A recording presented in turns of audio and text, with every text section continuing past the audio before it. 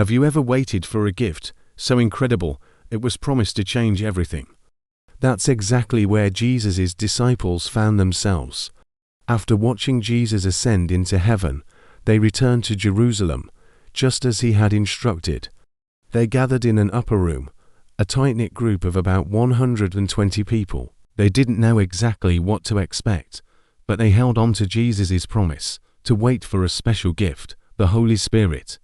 So, they waited, praying together, united in hope and anticipation. Then, the day of Pentecost arrived. This wasn't just any day. It was a major Jewish festival, and Jerusalem was buzzing with visitors from all over the world.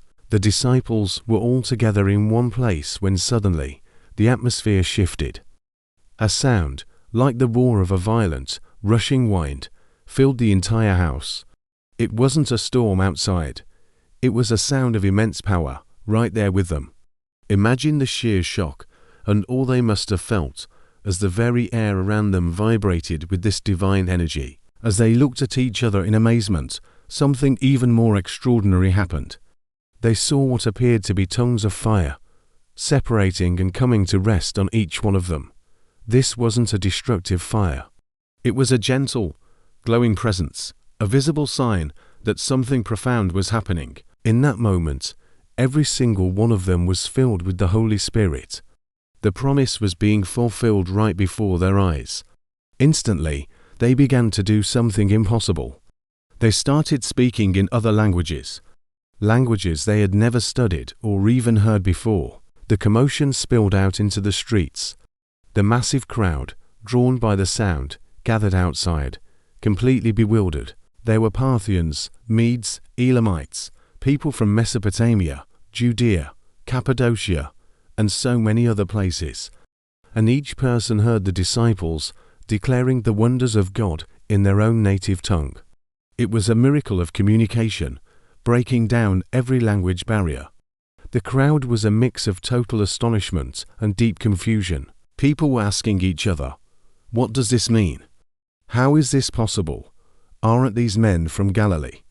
But not everyone was impressed. Some in the crowd started to mock them, sneering and saying, "They've just had too much wine." They tried to dismiss the miracle as simple drunkenness. But that's when Peter, filled with a newfound boldness from the Holy Spirit, stepped forward to address the crowd. He stood up with the other 11 apostles and raised his voice so everyone could hear. Peter declared, "Friends, fellow Jews, and all of you staying in Jerusalem, let me explain this to you. These people are not drunk, as you suppose. It's only 9 in the morning. No, this is what was spoken by the prophet Joel. In the last days, God says, I will pour out my Spirit on all people."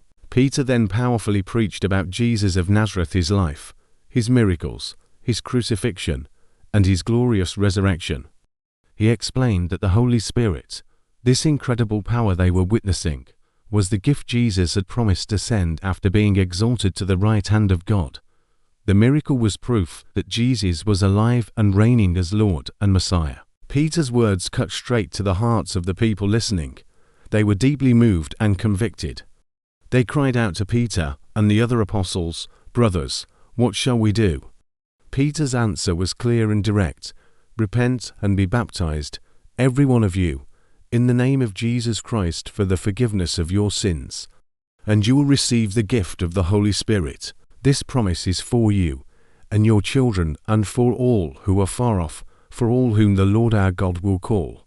What happened next was truly the start of a global movement. On that single day, about 3,000 people accepted the message, were baptized, and joined the community of believers. This wasn't just an isolated event. It was the birth of the church. The disciples, once huddled in a room, were now empowered by the Spirit to go out and share the good news of Jesus with courage, love, and supernatural power. So, what does this incredible story from 2,000 years ago mean for us today? The coming of the Holy Spirit shows us that God's presence isn't confined to a building or a special location. The Spirit empowers ordinary people to do extraordinary things. It unites people from every nation and background under one message of hope. It reminds us that faith is not just a set of beliefs, but a living, dynamic relationship with God, who equips us with the courage and gifts we need to share His love with the world. Thanks so much for watching. If this story inspired you, don't forget to like and subscribe for more content. See you next time.